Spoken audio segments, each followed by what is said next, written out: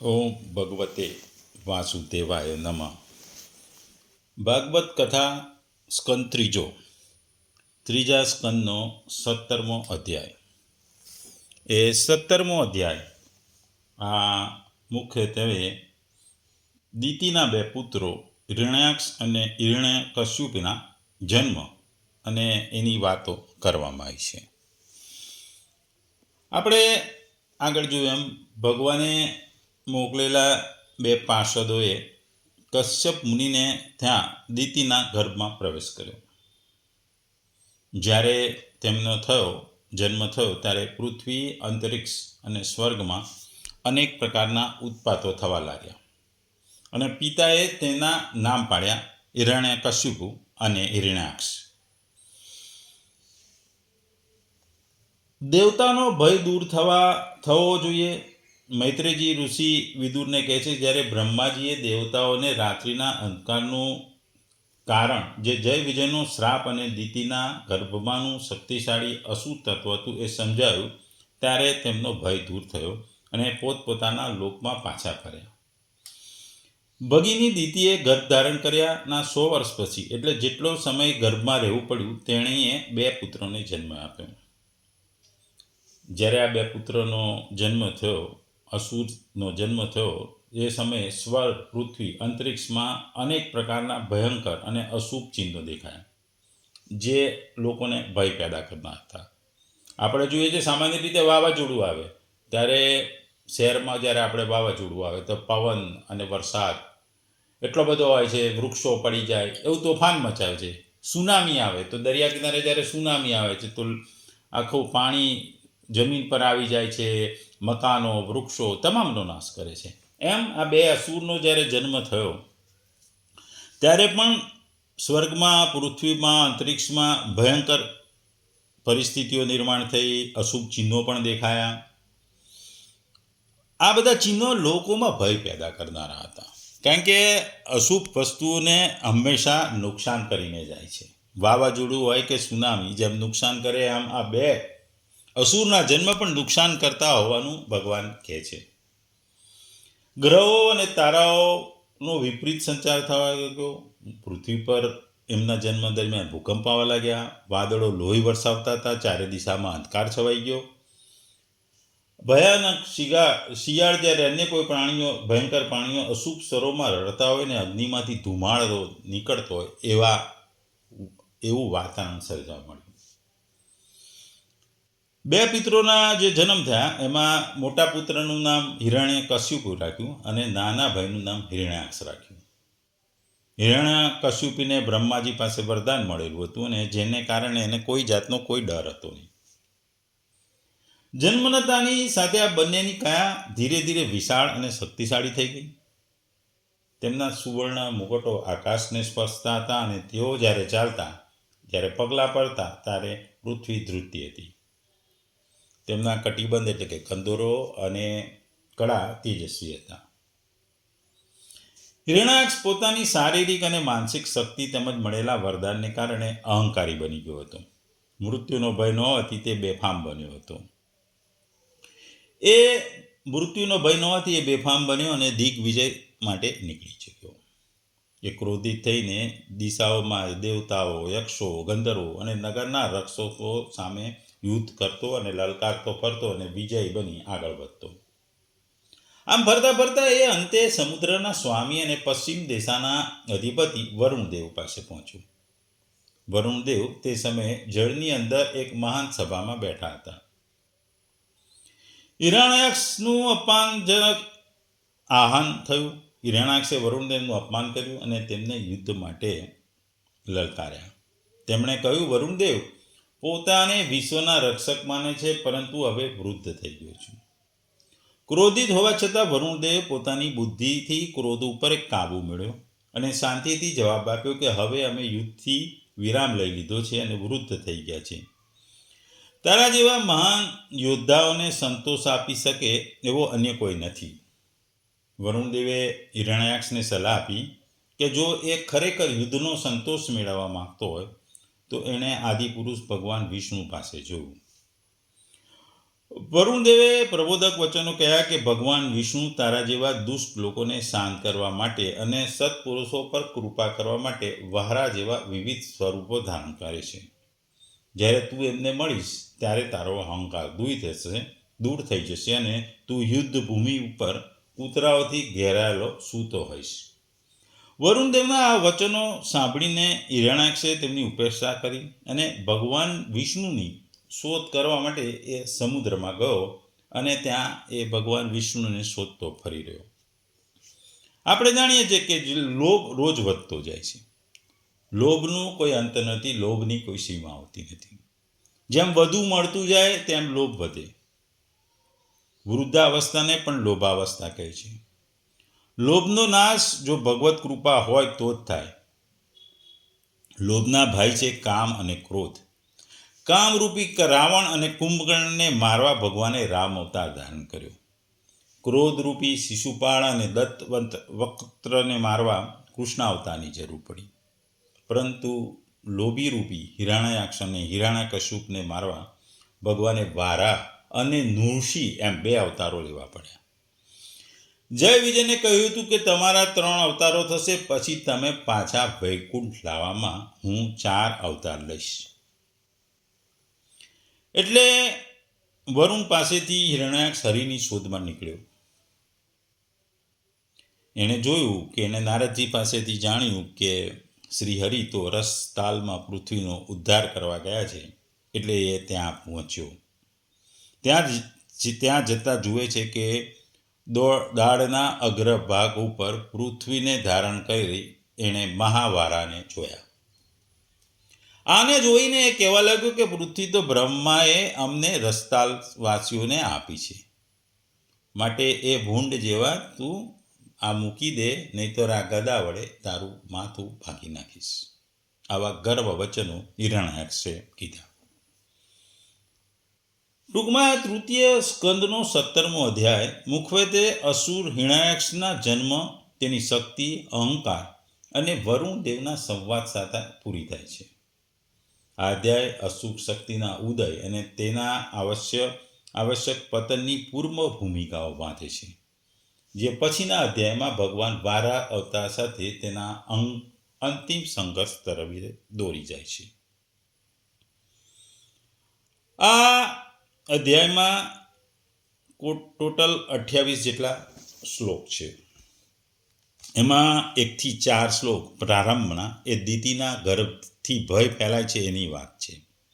મૈત્રેય મુનિ વિદુરજીને કહે છે કે વિદુર જ્યારે દિતિના ગર્ભથી ચારે દિશામાં અંધકાર ફેલાયો ત્યારે દેવતાઓ ડરીને બ્રહ્માજી પાસે દોડી ગયા. ઇન્દ્ર ધ્રુજતા કહે આ બાળક અમને નાશ કરશે. આ 1 થી 4 શ્લોકનું મહત્વ એ છે કે જ્યારે તમો ગુણ વધે છે ત્યારે દેવતાઓ પણ ડરે છે, પણ ભગવાનની લીલા હંમેશા સંપૂર્ણ હશે. રાક્ષસ પણ એમની રમતનો એક ભાગ હોય છે અને એ ભાગ બને છે. બીજો 5 થી 11માં શ્લોકમાં દૈત્યના જન્મ વિશે કહેવામાં આવ્યું છે. સંધ્યા સમયે એટલે કે અશુભ મુહૂર્તે દિતિને જ્યારે જોડિયા પુત્રનો જન્મ આપે છે. પહેલા હિરણ્યાક્ષ સોનાની આંખોવાળો સિંહ જેવી ગર્જના કરતો જન્મે છે અને બીજો હિરણ્યકશ્યપુ એ જે જન્મે છે. આ બેના જન્મને સાથે પૃથ્વી પર ધ્રુજારી થાય છે, ઉલ્કાપાત થાય છે, શિયાળો રડે છે. અને આ બંને એટલા ઝડપથી મોટા થાય છે કે ખબર ના પડે અને સોના જેવા ચમકતા, આકાશને ઢાંકતા એવા વિરાટ શરીર બની જાય છે. આ 5 થી 11 શ્લોકનું મહત્વ એ છે કે મહાન શક્તિ જો ભક્તિ વિનાની હોય તો એ તમને ખબર છે કે રાક્ષસી બને છે. તેની તપસ્યાનું બળ મળ્યું, પણ હૃદયમાં હંમેશા અહંકાર છવાયેલો હોય છે. 12 થી 20મા શ્લોકની વાત કરીએ તો અહીં હિરણ્યાક્ષનો જે વિજય અભિયાન છે એની વાત કરવામાં આવી છે. હાથમાં ત્રિશૂળ લઈ હિરણ્યાક્ષ બ્રહ્માંડમાં ફર્યા કરે છે. એ યમરાજ, કુબેર, વરુણ બધાને હરાવે છે. ઇન્દ્રદેવ પણ એના ડરથી છુપાઈ જાય છે. દૈત્યો પણ બૂમો પાડે છે હિરણ્યાક્ષની જય. તે ભગવાનને વિષ્ણુને શોધે છે. ક્યાં છે વિષ્ણુ જેણે મારા ભાઈ જય વિજયને માર્યો હતો? આ 12 થી 20 શ્લોકનું જો આપણે મહત્વ ગણીએ તો બળનો અભિમાન આંખે પાટા બાંધી દે છે. હિરણ્યાક્ષ એના દુશ્મન તરીકે વિષ્ણુને શોધતો હોય છે, પણ તમે જો આ શ્લોકમાં જોઈએ તો એનો ખરો દુશ્મન એનો પોતાનામાં રહેલો અહંકાર હતો. એને જે દિગ્વિજય મેળવતો હતો એ દિગ્વિજય મેળવવાની જે એની ઈચ્છા હતી એ એનો અહંકાર હતો. પછી 21 થી 28 શ્લોકની વાત કરીએ. અહીં હિરણ્યાક્ષ વરુણનું અપમાન કરે છે. હિરણ્યાક્ષ અભિમાનમાં કહે છે, એ બુઢા નબળા, તું મારી સાથે યુદ્ધ કર. પણ વરુણદેવ એક શાંત હોય છે, નિયંત્રિત હોય છે. એણે શાંતિથી કહ્યું કે મારું બળ ઘટી ગયું છે, મારી લડવાની ઉંમર થઈ ગઈ છે. જો તારે લડવું હોય તો વિષ્ણુ સાથે જા અને વિષ્ણુને શોધી એની સાથે લડ.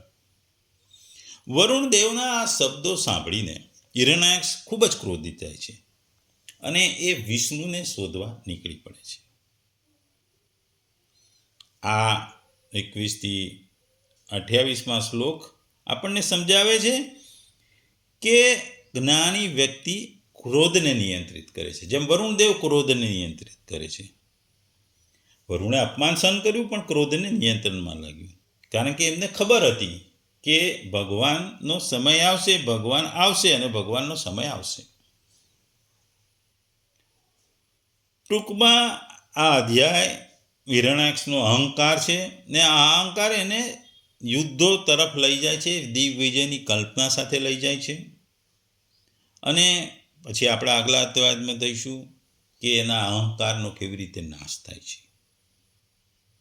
જો તમે ભક્તિ કરો ભગવાનની, વિનમ્રતા હોય અને ભગવાનની પાસે આશરો માગો, આ જ મોટામાં મોટી જીત છે, આ જ મોટો વિજય છે. આના સિવાય કોઈ વિજય કે પરાજય નથી.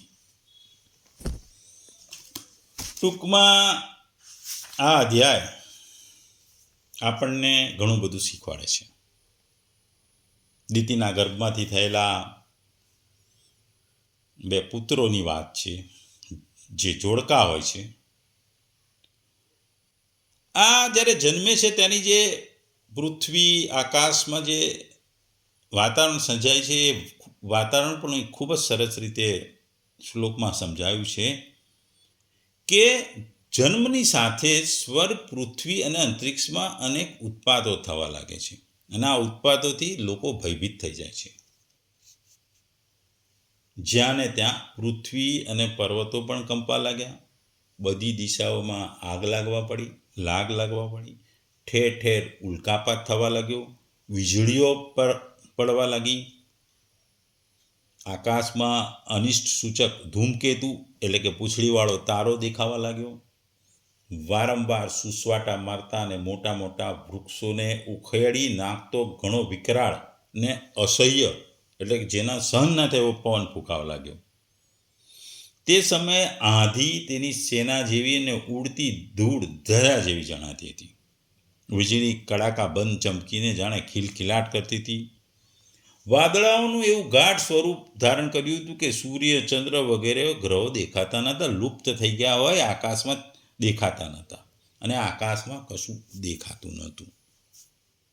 સમુદ્ર દુઃખી મનુષ્ય હોય એની માફક ઘોંઘાટ કરવા લાગ્યો હતો. એમાં ઊંચા નીચા મોજાઓ ઉછળવા લાગ્યો. તેની ભીતરમાં રહેલા જીવોમાં પણ ભારે હલચલ થઈ ગઈ. નદીઓ અને બીજા જળાશયોમાં પણ ખળભળાટ મચી ગયો. વૃક્ષો સુકાઈ ગયા, કમળો સુકાઈ ગયા. સૂર્ય અને ચંદ્રનો વારંવાર ગ્રાસ થવા લાગ્યો અને તેમની ચારે તરફ અમંગળ સૂચક મંડળ રચાવા લાગ્યા. વાદળાઓ વિના ગર્જનનો અવાજ થવા લાગ્યો. ગુફાઓમાં રથના ગરગરાટ જેવા અવાજ નીકળ્યા.